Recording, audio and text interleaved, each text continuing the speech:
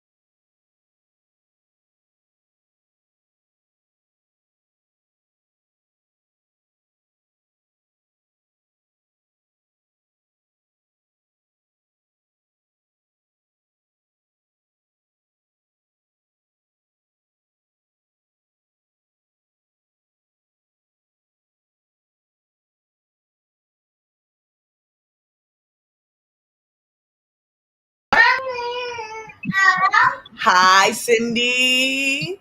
Hi. How you doing? Welcome, welcome. Thank you. Did you at least hear the intro? No. So we faded to black, and I said I was going to do it, and then I forgot that that was going to happen. So I'm sorry. No. It's not your fault. It's part of the whole technical difficulty. So if folks did not hear it, I'm sorry.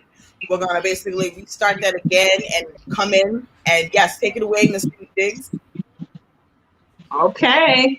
So my name is Cindy Diggs, and I've been an activist for over 40 years now in the city of Boston. And I was talking to Miss Ola a little earlier and telling her that I actually produced my first event when I was 8 years old. I put on my own birthday party. And then when I graduated from 8th grade from Mission Grammar School, I hosted my own graduation party at the Tobin Community Center. I hired the DJ, rented the hall, and invited all my friends. So I think that this has been something that ingrained in me since I was a little girl.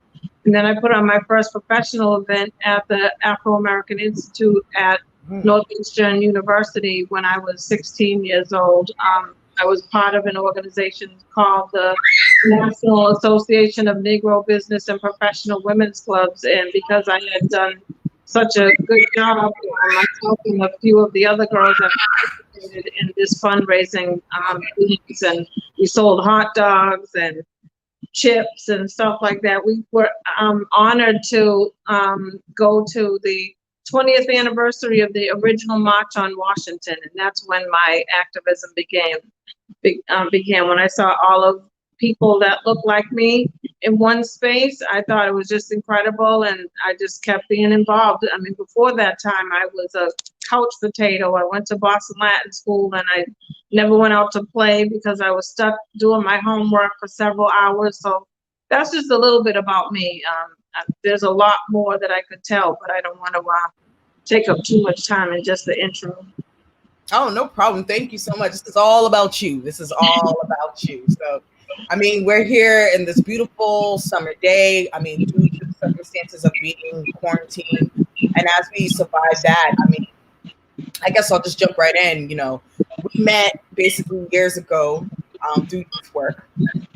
And, you know, you're taking me under your wing. You've always been so approachable and welcoming and always great on giving ideas and advice about how to make sure we can tap into the sources of like making a big impact in the community. So I just definitely wanted to say that because that's the reason why I wanted to come on and have this great conversation with you. Um, and for those who are watching this right now and not familiar with Best of Me, this is something I wanted to create to start conversations and talk with curators, organizers in Boston, and further on, whoever I get connected to, just to talk about how we do this work. Sometimes I feel like you have to be on this forefront for others to like give you the opportunity to talk about you and the work. And we want to be able to just share it with local folks on a lower platform that we can get to people. So with that said, I'm going to start out basically saying, like, how do you identify your art? Or what would you say the art would be? Well, I've been involved in the hip hop community for many, many years now. I started a hip hop organization called Us Making Moves Forever, or UMMF, back in 1995, and have been a leader in the community for that span of time. I know that you know me a little later than that time, where I was doing music conventions back then, entertainment conventions, rap conventions, open mics, and that sort of thing back in the 90s. But then when I met you, I was a part of the Youth Workers Alliance and doing the Hip Hop for Health campaign. I was involved in the HIV, teen pregnancy, and STD prevention at that time. And just using my experience of being in the music industry and applying it towards health. So, I mean, I've done a lot more things besides arts. The Got East basketball tournament is more about having an organizational skill set to be able to apply it towards any type of event. Because I never thought that I would be doing basketball. A group of men came and asked me to produce this, or to get them involved in what I was doing. The group was called Royalty. But years before that, I had worked with my family. When I was doing the teen pregnancy prevention, we did the Play It Forward basketball tournament. So I guess I've been involved in sports, even though when I was a kid, I was too cute and was not gonna break nails trying to play any sports, but I was definitely on the sidelines thinking that I was the coach. And then, I produced a play along with my best friend, Queen Vivian. She produced a play about my life's work called Hip Hop 911. And I did a battle called 100 Slices, the Upscale Bake Sale, and a Mardi Gras Masquerade Ball, just to name a few of the events that I've produced that most people would know through East Boston. But my art is rooted in hip hop, but definitely in social activism, where there's always a message involved, whether it's voter registration, health promotions, or just community promotions and promoting the good things that we do in our community, not focusing on anything that may be negative. Thank you. And through all of this, like, what inspired you to even start? Like, how did you even get started with this work? I think just my my activism in the community, just knowing that there are good things that folks don't often get a chance to be a part of. And I think that there are people that operate in silos in the city and want to keep to themselves. And I've never been that type of person. So that's why my organizations, you can see by the titles, it was Us Making Productions, or Peace Boston, and not Peace Roxbury, where I live. So, it's that kind of mindset. I grew up at a time that, things weren't great in Boston. I grew up during busing with the racism, and I always felt that, the Black and Latinos stuck together, and just using that whole history there of knowing that we can do things better together. So some of that is my inspiration. The people that are impacted by violence, giving them alternatives to violence, which I didn't know that that's what I was doing back in the 90s when I was working with the hip hop community and putting on that Can We Talk to You conference. I mean, it actually became a national convention. And the first year we had Wendy Day, who was the founder of the Rap Coalition. She was our keynote speaker. The second year we had Jam Master Jay, rest in peace. He was our keynote speaker.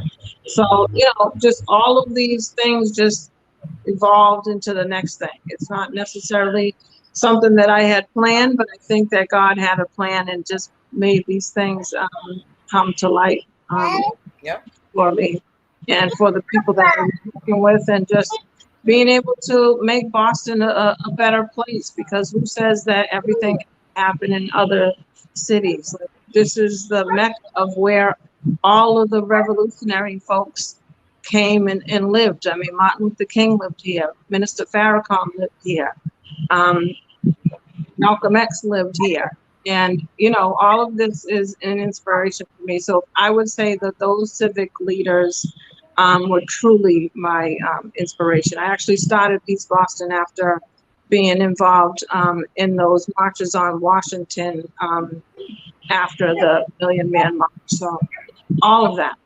My community is my inspiration. Thank you. Yes. And I mean, that's obviously for the wise right there. I mean, you have a lot of knowledge, and it's always a pleasure speaking with you all the time when we converse about what's happening. And I'm always learning too. So, yeah, that's why I named it Best of Me. You never stop learning. Exactly.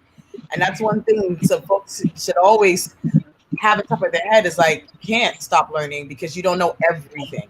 Things change and time change. So, yeah, I mean, I learned that by observation. So I didn't know what a music conference was. And when I was running nightclubs back in the day, someone said, you should do a music conference. What the heck is that? So I went to one back in the 90s called How Can I Be Down? And I was sitting in the same panel discussion that Chuck D was in from Public Enemy, and I was watching him take notes. And he had been in the music industry for a really long time, and he was taking notes. And like I said, you never stop learning. It doesn't matter how advanced you are in your career, you still have opportunities to learn while you're teaching other people. That's so true. That's why I always pass on my knowledge to young sisters and brothers like yourself that are trying to come up, because I can't take this with me. And I mean, we might as well spread the love rather than holding on to it for ourselves. That's true. And I wish some folks would teach that motto a lot more. I see a lot of that over time, like a lot of promoters that I'm friends with or just acquainted with, and they're still doing this in their day and age, and they have learned the trick to follow the trend. And I feel like a lot of folks now are learning how to set platforms up. So, they want to go within their empire. I wish I was able to still continue as a promoter. I couldn't do it. I was just like, I got to work a full time. I'm not able to sit here and send invites or gather. Like, no, I just said insurance. Oh, that's where my mind was. Like, I did a full time job, but I folks put in the effort full time. It's a difficult thing to do full time. I mean, I would never have done it. And I've been doing it since the original promoters back in the day. Like, I was probably one of the first female promoters in the city and surrounded by males. And at that time, there were only 7 or 8 promoters in the whole city. Like, it wasn't like it is now where everybody's trying to do it. And being the only female, I watched the men fight against one another and try to outdo one another. And I just spent my time concentrating on doing the best that I could, what I was doing, because I just believe that if you're looking at what other people are doing, you're not paying attention to your own thing. So, and this is why I will always share that knowledge that I have, because that was something that they didn't do. They weren't trying to pass on any knowledge to a girl. But then, I found that some of them were actually using some of my techniques, and I thought that was, I mean, I took it as a not as disrespectful. I thought it was a great accolade that these folks have been in it. And I had snuck into their clubs with a fake ID probably 10 or 15 years before I started it. And just, I thought that was a pretty cool thing. But, there's other people that want to keep their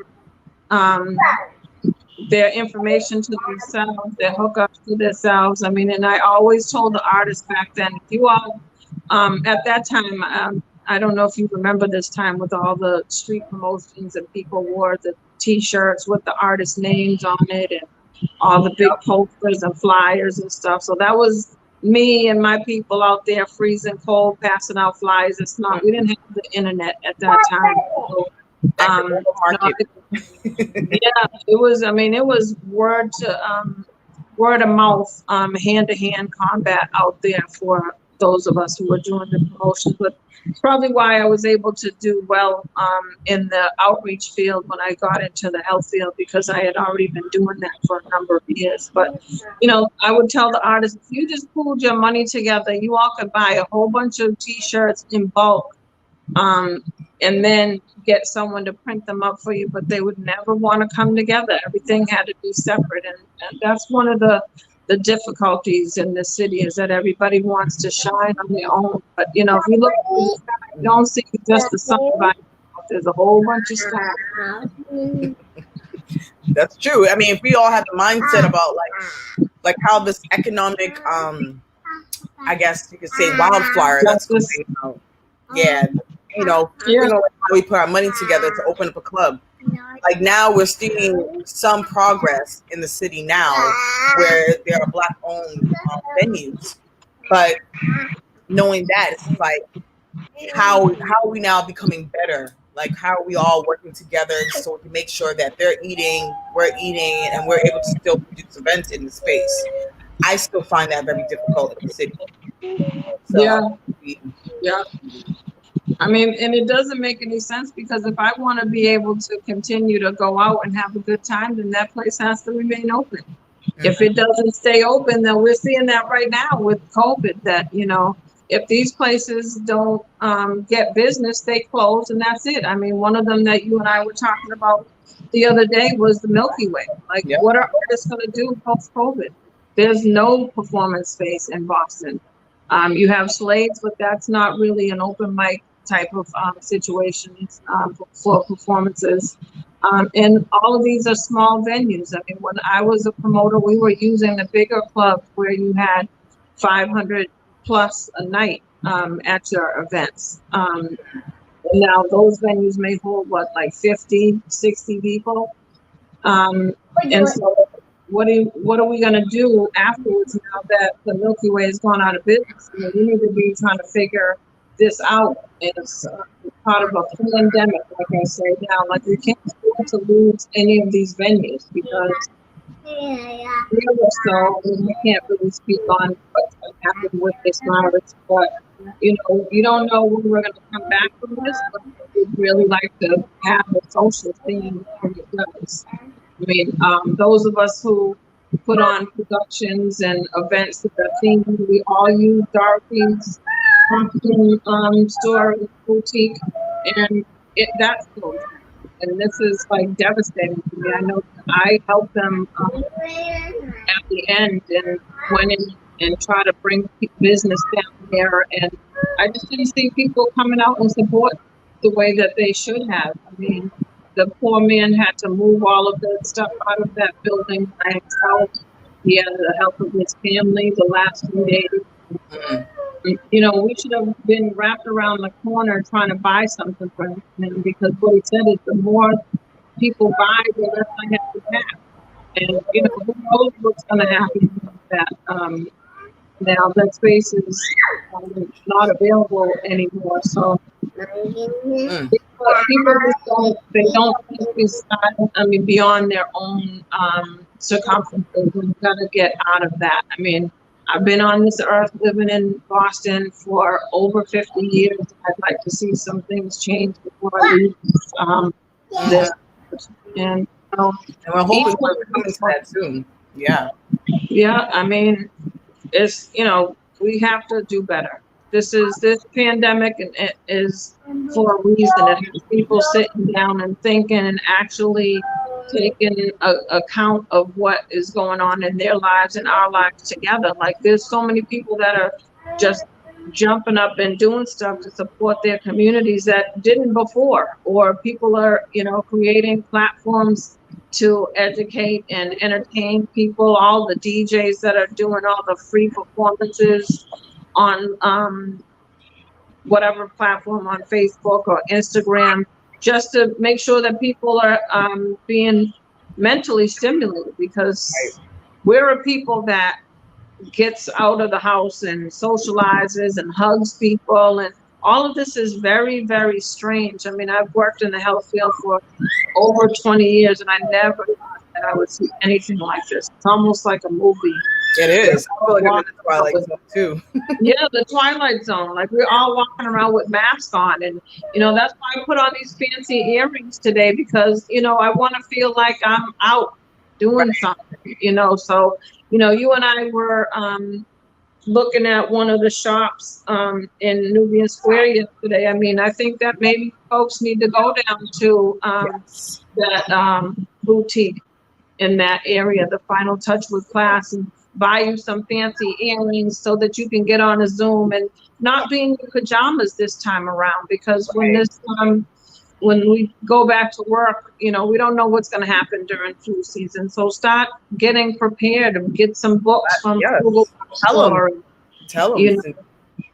Get ready, buy some puzzles. There's some seniors at home that have nothing to do and they're losing it. I know my mom is, so I'm actually sitting in her reading room that I created for her, and I went to Google and bought some books. I mean, this is not for my mom, the Hood Feminism, Young, Gifted, and Black, and start supporting the community and supporting yourselves, because everybody, I read on Facebook the whole 3 and 4 months how bored people were and how they're buying so much on Amazon. Stop giving money to those big corporations, and don't wait for TI to tell you to go down and support a Black-owned business in the day of. That should already program in the brain. You need to. I mean, when I was a kid, when it was Dudley Station, that's where we went shopping. I mean, I asked my mother when I came home yesterday, I said, well, wasn't there a Woolworths down there? She said, she said, I used to go down there with my grandmother, her mom, and go shopping with her there, and my aunt and my great aunt both worked at Robel's. Like, we had no need to go. We need to bring that back. Those businesses are suffering. And go get a sandwich over at Dudley Cafe and have dinner. The barbecue over at Soleil, girl, off the chain. I mean, so it's like, support those businesses now. And, while you're getting ready for, I mean, so many people are home improvements shopping over at Home Depot, and then you have the True Values that are right in your neighborhood that are now on business. I make sure that I go to the one over on Mass Avenue, because unfortunately the one in my neighborhood in Roxbury was closed recently before COVID. But these are the things that people are not thinking of. People were in survival mode, and now they're in, oh my God, I get to go outside in beach mode, going out without a mask. Wow. Please know that this virus is not over. And people are not social distancing. It is not over. And stop wearing it down here while you're talking. And because folks don't know, some people don't have people in the health world in their lives. So the way that this is transmitted, from what I understand and have been told, is that when you're talking, people say, oh, they sneeze in my face. How often has anybody ever sneezed in your face? That's not, it's when you're talking to somebody within 6 feet, you need to have on a mask or stand 6 feet apart from people and protect yourself, and know that folks have passed away. I mean, all of the conspiracy theorist stuff that I was listening to, and I'm an avid conspiracy theorist. Mm-hmm. And what this reality hit for me, working in this field and just seeing us really not knowing what was happening. I mean, it was. How did you feel when you first heard about the whole outbreak? I didn't believe it. I thought it was some crap that Trump was coming up with. And so, but it wasn't until the reality hit that I had to go and work in another building. And then we worked there for literally 4 days. And then we've been working from home since March. So, and just being on the calls and receiving the emails and the Zooms and all of that stuff. And then, then it started being on the news every day. And, some people, like I said, don't have that experience, but there's friends of mine, shout out to Lisa Cersei, who started the Essential Employee Lives Matter, who has been supporting those of us who have to go to work. Like I won't say the luxury of working from home, but I have been able to work from home, but they have to go into work every day and risk their lives on the train. I still won't take the train in the morning during rush hour. I took the train the first time, like over the a couple of days ago, and I was just like, oh my goodness, I was like, I can't believe I'm going on this transportation. But there wasn't nobody there. I had my mask on, but it is like you said, the reality is hitting you hard. It's like, I can't believe that we're actually wearing masks. And do you remember like earlier in the years when we used to see a lot of folks wearing the mask and just wondering why they're walking around with, and I just couldn't understand it. Now we're in this whole lifetime of being surreal. Like, this is happening. It's like now this has happened. It's real. COVID is real. People have lost their family members. I've gone to 3 funerals on Zoom. That was the most difficult thing, probably one of the most I've ever gone through in my life, not to be able to go and be able to support the families. And some were not from COVID, but just the fact that you can only have 25 people at a funeral home. And at the very beginning of COVID, I lost my aunt, and we didn't get to have any funeral because there were no rules at that time. There were no phases at that time. So, people are grieving. This is a difficult thing. People's anxiety is up. People are not able to sleep because of the unknown of what's going to happen. And we're hearing that the peak could happen again during the flu season. But who knows what's happening, but just continue to protect yourselves. There's nothing outside that you're going to miss out on. These are being goals, and we need folks to participate in the vaccine trials. So, and that's another thing where there's so many of us that say that we're not going to get the vaccine because we're hesitant over our experiences with Tuskegee. But I was talking to someone the other day, and he's a doctor. He said, well, we're going to be the ones, the first ones to get the vaccine. So, we have to trust something. I don't know whether I'm going to or not, but, there's got to be some changes here because we're definitely being affected by this virus in higher numbers than others. And I'm watching because there's so many people that are just irresponsible. taught us how to be Yeah, you're around your family and you're out with your friends and children, and because you heard in the beginning that it was just seniors that were getting it. Well, guess what? That is no longer the truth right now. It's not just seniors, and your young behind is bringing it home to your mom and your aunties, and you gotta just do what you have to do. I don't go around my family without a mask on, except for my mom, because we live in the same house and we've been around each other and we don't go anywhere. But, I don't sit at the same table with her. When we're eating, we sit at 2 separate tables, and, you have to be conscious of this. Just like I was in the HIV field. You can't be running around having condom. It's the same with the mask. Yes, let's give a shout out to Irvine. Yes.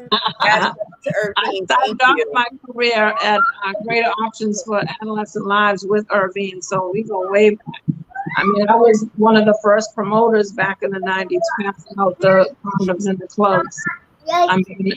The other thing is that way before that, my first job out of college, I majored in Spanish in college, I worked at Greater Boston, no, actually JP Legal Services, and I started at Carpenter, and I was there in the field during um, the beginning of the AIDS epidemic, and I served as a witness for these young people who were my age. I was probably 22 years old at that time, and they were signing their last will and testament. Mm. Who knew 15 years later that I would be in that field, but it probably always stuck in my head that, we needed to be protected. And I went to Boston University. When I was there, that school was rated one of the most, what's it called, conspicuous or whatever, the most sexually active colleges in the country. Mm. And it was, yeah, that was, I was born before HIV. I remember what it was like for people to, only be worried about getting pregnant, and nobody talked about STDs. And, the fact that I went into that field is something that I probably just stuck in my head from when I was working at that legal services and just witnessing. I mean, this was a time when all the people had all the sores on their faces. And I mean, look at how many people are not believing that COVID is real. And now it's the same, almost the same as the HIV epidemic, where people thought only gay people could get that disease. Or and I was born the year AIDS came about. Okay. Right? Yeah, I was around 83. I was in college I'm not sure, Irving, if you can answer that, because I know that I was at BU in 83, in September of 83. I graduated from Boston Latin School in, cannot get HIV from kissing. Oh, she made a great point. COVID. Yeah, exchanging saliva definitely through COVID. And that's something that is a conversation that needs to be heard again, because people need constant reminders. And the fact that there's no forums out and not everybody is on our pages, and we seem to be more socially connected to the people that have this knowledge. So we definitely need to get some more information out here to the masses. I think that, the medical community is going to be working on that. I hope more so now, because these messages need to get out here to folks on how to protect themselves, because I'm watching so much on Facebook that is just so dangerous. I know. Tell me about it. And actually, you know what? I want to segue into this, because as everyone can see, my young king right here, Nasir, everybody say hello. Now he doesn't want to pay attention. But I chose the color background as the purple, the royal blue. And I know with the work that you do, purple is definitely your color. But also what I've noticed in the community, there's been more violence. You would think that COVID-19 would slow things down, but no. And I know with that we've been working around with you, and you would think that they would find ways to not be around each other. But yeah, I'm curious on how you feel about that. Like, oh yeah, this is last Irving's comment. Was before, but early 80s when folks started paying attention. Yeah.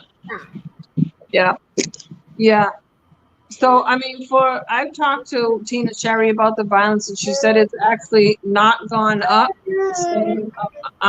every year, but we're paying more attention to it, I would think, because we're at home and paying attention to the news. Because sometimes when you're on the gerbil wheel of life, you're not really paying attention to what's happening, and you may miss some things. I see Irving says she did a session. I know I'm always working on something when she has these, or working period. When I get off at the end of the day, I'm ready for bed at 6 o'clock. Because working in healthcare right now is very draining. I bet. It's a sad state of affairs that young people still are in so much pain that they're taking that pain out on We have to do better in creating alternatives to violence for them. Yep. And doing this trauma work for them, because I know when I was at Boston Medical, I was actually doing undercover peace work along with my colleague who was a social worker, Ruth Economo. We used to try to host meetings with young people to address their trauma, and they just weren't ready to talk about it. And I mean, I left Boston Medical back in 2011, and they're still not ready to talk about it. And until they are, we're going to continue to see this violence, because it's more about their pain than anything. Right. You know? And hurt people is something that we've said for many years. So I think that we've got to do better in putting money towards better programming that can address these things. There's so many. Too. Huh? I was like, similar to the homelessness too. Yeah, I mean, because the people that are writing the grants and giving the oh yeah, she said there's increases in intimate partner violence because folks are sheltered in place. This is definitely true. We definitely saw a lot more domestic violence because of this, not so much the community violence. I mean, those numbers are high, and just people losing their families, one loss is too much. Right. But I think that the funders really need to have a sit down with people who are doing this community work and realize that their the monies that they're putting out there so that they can do research and get the answers that they want for whatever their research, and they have got to put money towards applying what they're learning so that we can make some changes in our community. It can't be you just coming in, throwing some grant money out there and then leaving. I mean, because I've managed a lot of those grants, and that's probably why I left nonprofit, because I really got tired of every 2 years my middle name was "Where are you now?" I mean, I worked at so many different community health centers doing great work, and then the program would be over, and there would be no funding stream for just leaving the community hanging, and I don't believe in that. And I mean, Ola, from me selling the T-shirts and the CDs, I never went after grant money. I'd be damned. I'll put on. This year, the grant started to come out more. Like there wasn't even anything available for organizers or folks in the community that wanted to do stuff. So No, change. no. I mean, I call myself, I am a philanthropist for my community, because I've probably invested $100,000 over these 40 years, putting in my own money. And it's not because I have money, but I would forfeit having dinner or going on vacation or whatever it was. I just used my own money to pay for these things. Like that basketball tournament used to cost me $17,000. And, it wasn't until a friend of mine was working at one of the corporations that I got funding for that. I mean, Queen Vivian and I, we would scramble and put on events so that we could produce that play. And that play was a $20,000 event. Well, Cindy, when you're doing the next one, as soon as you find me some money to put it on. Exactly. That's why you see me doing 3 of the same event, and that's it, because then I have to find money to work on something else. And I haven't produced an event in 3 years. And I can see how hard that would be. Yeah, I mean, it's expensive, and we're doing the work that people that are getting paid to do this work, they're not doing it. Right. Some of the best events in the city are hosted by people who are doing it out of their own pockets. Woo, woo, woo. I wish I had the little DJ thing like. I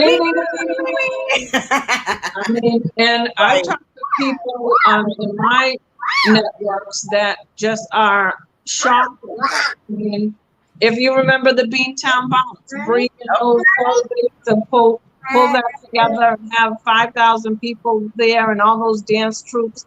There was 100 dancers competing the last year that I did the halftime show for them and actually helped to produce that event with them.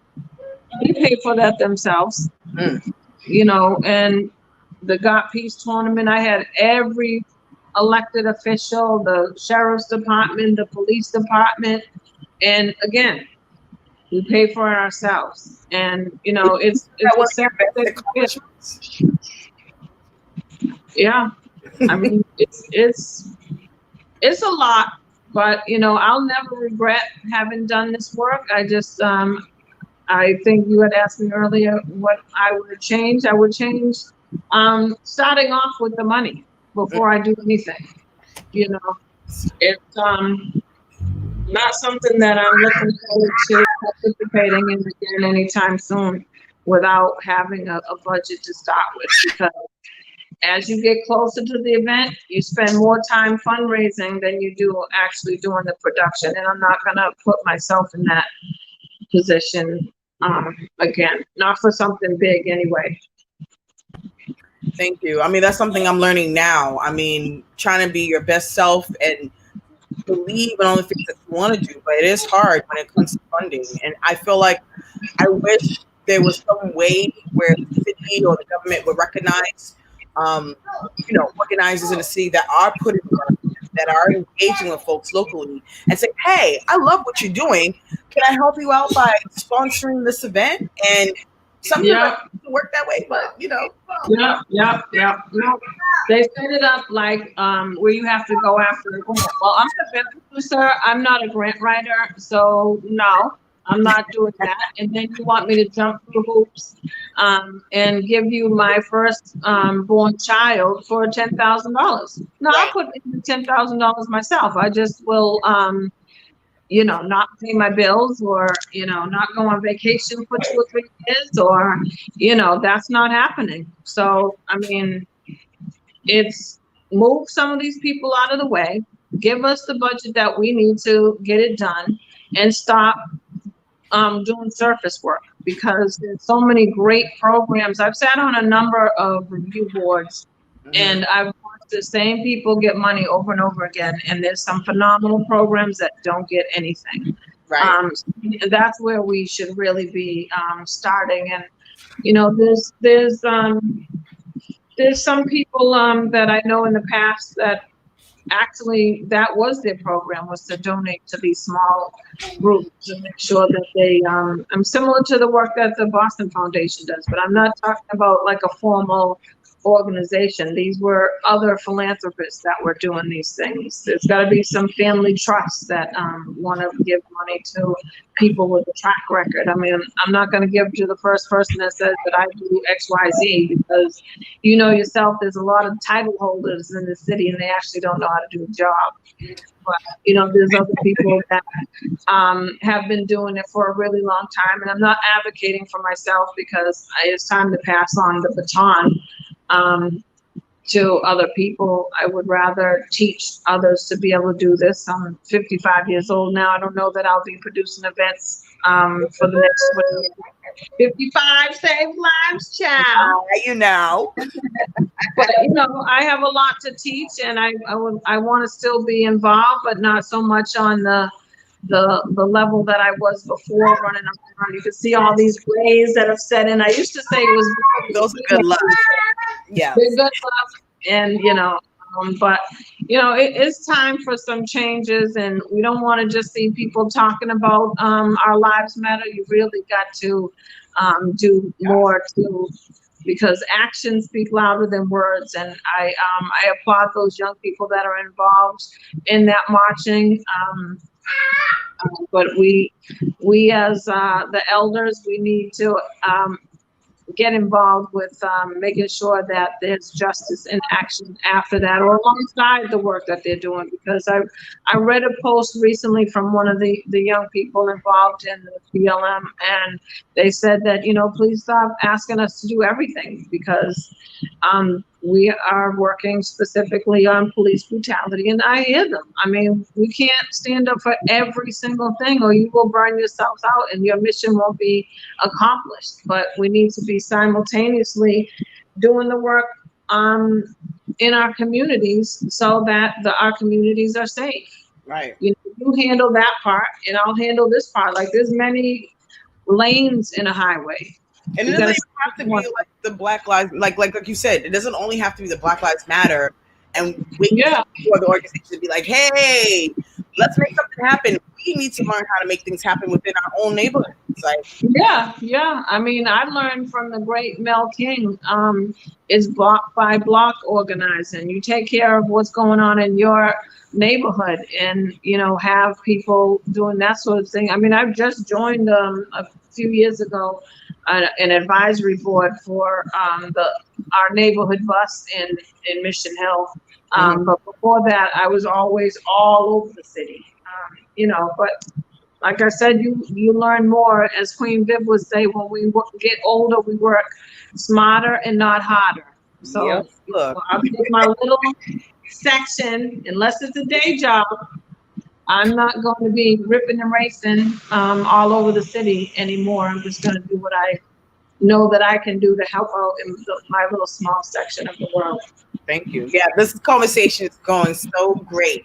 But I gotta know, like, how do you manage your self-care? Because I always ask this in most interviews because we're doing all this work and we know in our hearts that we're impacting folks. But some people might not be they're not grateful. I'm gonna speak for like a small majority who don't understand, and some folks feel like they probably could do better.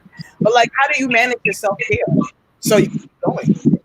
Well, I mean, I'll tell you, I'm very hurt right now by this. The fact is, the thing that I used to do for my self-care, and I said this in every meeting that asks us that question, is that I go to the movies. And now the movie theaters are not open. So, it's not the same watching Netflix.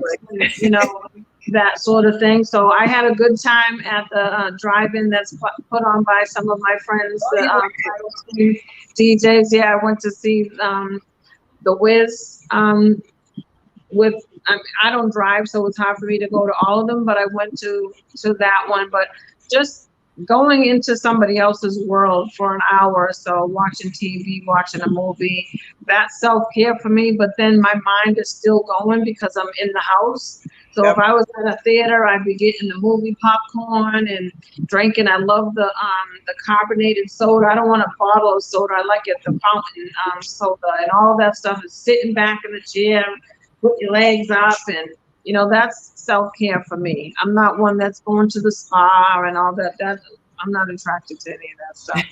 So I gotta figure it out, Miss Ola. We gotta keep those theaters open for these families afterwards. Maybe I can come up with a reason to get some other folks that I know, wink, wink, use the theaters so that they can be in business again. Because I mean, people are saying they don't know what's going to happen with the malls. The malls could be a thing of the past, and using it as a distribution places. Like this is where we need to pandemic. Exactly. I mean, it's all in the making, and I mean, everything's not gonna be perfect, but at least we're being. I know you tired. We said 40 minutes, and now it's 49 minutes, man. Tell her to come on. Because we rolling. So, just watching due to time, and this gentleman right here. It's okay. Listen, this is life. This is life. Thank you. I appreciate you. I mean, everybody needs to be, their voices need to be heard. Yes. This is who we're preparing for. That's right. That's right. I mean, that's something that Tina Sherry has said, that is the peace generation. That's who I continue to do this work with. I have a great nephew and a great niece, and those are the young people that I'm looking out for.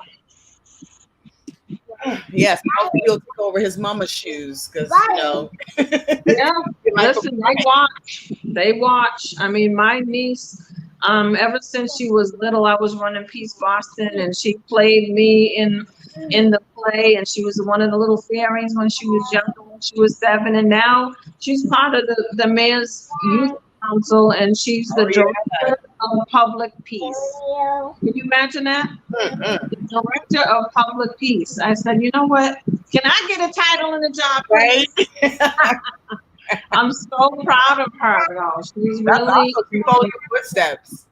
She's a force to be reckoned with. Miss Mia Prince, shout out to you, baby girl. All right. So yeah, what would be your professional or superpower? My superpower. Your superpower. My superpower is bringing together the masses for one cause to support the work that is needed in our community. I think that that's one thing that I'm able to do well. I Mm. put the word out and people just come on. I don't want to listen to a whole bunch of fussing and, you know, I'm short and I'm bossy and I can't help it. I mean, We need that. we saw one of the doctors that we were with yesterday, and she said, Cindy keeps us all in line. I mean, it's the same as working with the teenagers. I just been like this since I was a kid, and if I've hurt anybody's feelings along the way, I'm sorry, but I'm 5'3" and I'm shrinking. Mhm. So I'm bossier now than I was before. But know my heart and know that, I mean, it's only because I didn't birth any children. All of my children are not biological, but I just consider everybody to be family. And if I care about you, I'm going to call you on whatever it is. I just need you to do whatever. But if I don't cuss you out, I'm just on a subliminal level with you. And I was going to ask you because the fact that the title of this web series is called Best of Me, that sounds like that's part of your best of me. So I was just like, what makes you you? Because we are all our inner selves. And I'm all about that natural spirituality. And I'm, I'm soul. So that's Yeah. one way that helps channel me, the best me. And I want this to find my good things out of all my friends of like, what makes you the best? Like, why do you think the best? Yeah. I think what really, I mean, this is not something that I was inspired to be when I was a kid or when I grew up. I want to be a community activist. I think that, I was actually a really shy kid and I never talked. I always had my hand over my mouth and maybe I was just listening and observing. So I was saving it up for later because there's a lot of guys that I was working with in the 90s that were very hardcore in the streets, carrying weapons, selling drugs, and what have you. And people always judged them. Told me years later that they appreciated that I was consistent in the work that I was doing, particularly with the Can We Talk to You conference, because I gave them a stage for them to perform and for people to feel proud of them. I mean, so many people were probably in their lives downing them or doubting them. And I think just showing people love and respect. I mean, there's so many talented people here that are never given an opportunity. I mean, yeah. I mean, that basketball tournament, I didn't go get the best teams that were out there. I mean, these were some really great players, but I also made sure that I included young people who couldn't play because they didn't have a certain average in school. I mean, where do you think people put this energy? If they're violent, it's because you took the arts and the sports out of the schools. Where are they putting this pent up energy? So it's that I would think also is one of my superpowers is being the person with the 3D glasses on and seeing more than what other people see. Know that if you keep keeping people from doing what it is they really want to be able to do, and that is to have a voice at the table and be involved in things that everybody else is, then we're going to always have this as a lifestyle. So I just appreciate you letting me come on and talk about some of the things that I've done, because I'm hoping that other people will learn from this and know that, stop waiting for Martin and Malcolm to come back. You have to just do what is needed for your community itself. Exactly. We got to be the leaders. You have to be the leader. I mean, something needs to be changed. You just need to get out there. And I mean, I'm not saying everybody needs to be an activist, but could you volunteer and help other people that are doing stuff and stop putting on the same thing? Like, we don't need 15 versions of one thing. How about you 15 people get together and do it well? Do it well. Pull your money together. And I'll definitely say this. Where's money gonna go? We're all putting in $20. You worry about $20? I'll put $20 in this fan. If I lose it, who cares? Right. Oh my goodness. And you're so right. And I would say this. Not to like knock anybody else's hustle. I'm very happy that a lot of people who are organizing events throughout the city are putting things up, but people are not really Nasir, thank you, are not putting in the real effort of doing assessment. And I say that because you are more on the hands-on work when you go in. So it's like if we're doing an event, a tournament, you're going into the neighborhoods and making sure these tournaments are going, or getting or finding players that you feel that might want to be recognized.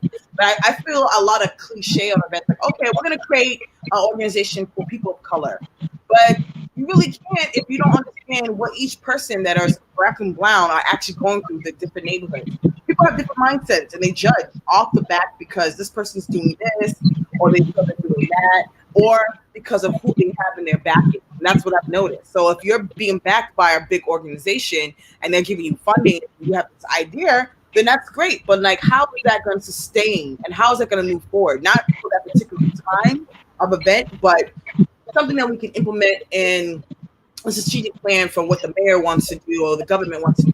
Hey, I'm gonna reach out to Sydney because she has a connection with the young people when it comes to violence and getting jobs out there. Like that's how I see things when it comes to people actually organizing events. So I want to make sure I put that out there, and and as we're going towards time too, which is great because we said we're going to talk for 30, 40 minutes, and I'm like, we're just I'm feeling every way, but I want you to just let folks know, like, what advice would you be able to give for folks who are coming out of the Africa to give the next generation? Say that again. The advice I would give for, as like in your position of just wanting to put out an event or make an impact in the community. Oh, okay. Well, I mean, the thing that I would recommend is don't try to do things too big. You want to try a smaller version of it before you do a bigger version of it. I'm able to do big events because I practice, and you see I said I do my events 3 times. It's because I'm fixing something from the last one, right? And then I'm fixing it from that one. So don't get advice from other people, but know that you will be doing the work by yourself, because people say that they're going to help, they really don't. So just bring in the voices of the people who you're trying to put this on. If you're putting on a youth event, then get some input from young people. And I know that that's not always easy. It hasn't always been easy for me. When I left the field, I didn't have access to young people the way that I did before. I knew all the kids in the communities because I worked in the clinics with them. But I mean, the biggest thing is be sincere about what you're doing and know that this is not about money. Mm-hmm. It is not about money. And if you're putting these things on so that you can get rich, then I need you to just go to school and get a career, because you're not going to get a job being an organizer. Thank you, Miss Irvine. Thank you. I appreciate you too. But yeah, I'm trying to read, and my even with my glasses, I can hardly see. So I'm sorry, I'm squinting and trying to see what you're saying to answer you. But thank you, I appreciate you, Irvine. But I mean, it's been a long road. Not everybody's going to be like me. Like I've had my life as a single person where I don't have the responsibilities that other people have, which is why I try to do too much at once. Try things off, even if you're going to be doing it with 15 people, then at least those are 15 people that benefited from what you were doing. Amen. Exactly. Mr. here. What do you want to say for the people since you want to be acting up? Nazia. Do you have a question to give Miss Cindy? You have a question? Nazia, I'm going to recommend a book for you that your mommy and I didn't get to yesterday, but at Frugal Bookstore, a friend of mine, shout out to Miss Veronica Chapman. We were teachers at the Citizen Schools together, and she wrote a book called, and I think that you should get that for him, since that. If I can hear screaming. So I think that we really need to be looking out for these young folks by telling them their history early on. And we saw so many of those children's books that were written specifically for young people of color, especially our Black and brown boys. Please take them down there for a little reading session or something. But I really enjoyed this, Miss Ola. I mean, me and you have gone way back. Thank you. I missed that life with being around people that were all in the same field. And Marlena and I have said we should do that again somehow, some way. So, you never know. I might dust it off and get my toe back into something. Who knows?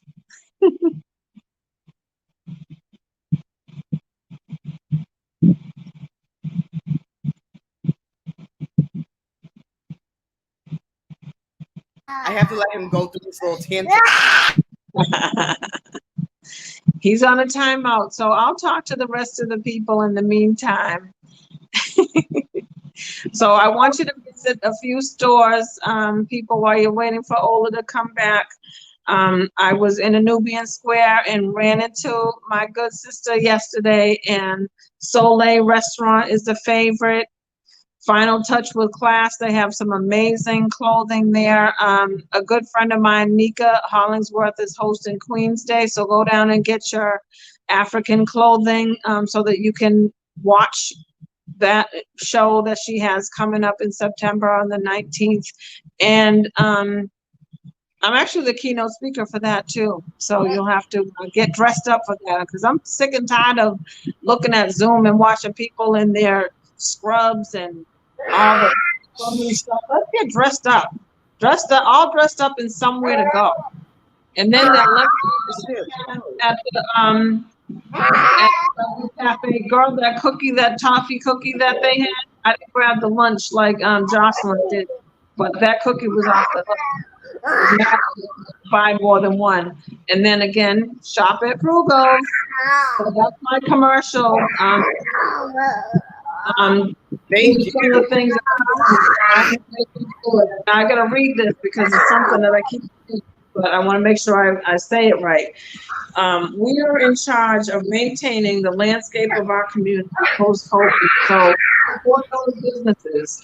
Support the businesses in your community. Even if you go and buy one thing and tell somebody else to buy one.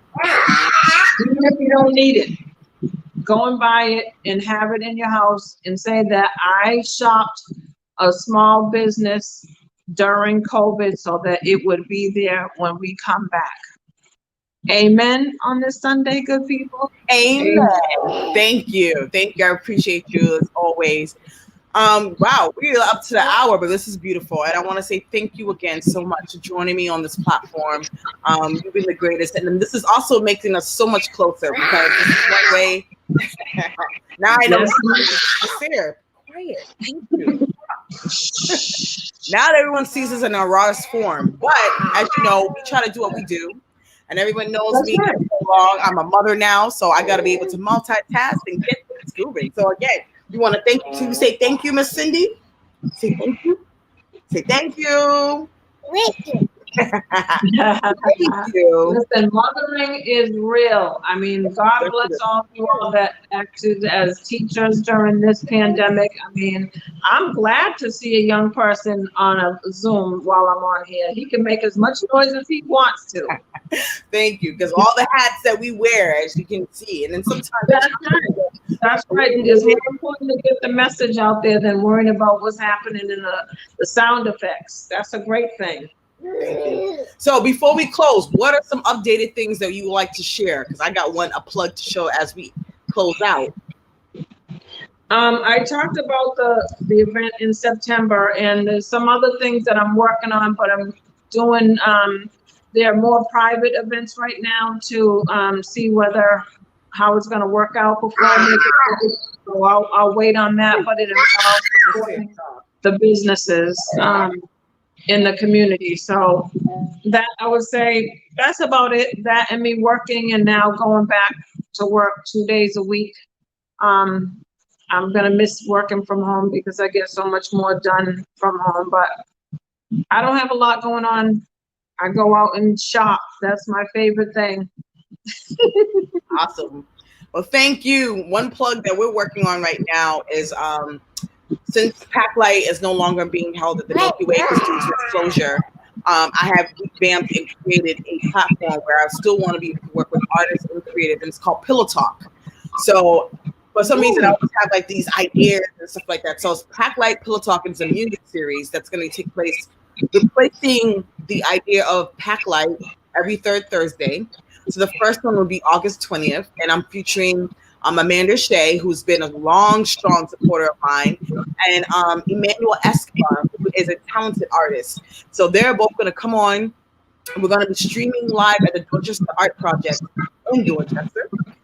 So they're going to be a community partner of mine where we're going to be basically doing these monthly platforms and different, and we want to have a conversation. And my sister, who's known as Queen of Freak, who will be hosting and co-hosting this show with me. And we're just going to be having a comfortable conversation with the pillows, which is the theme. That's awesome. I love it.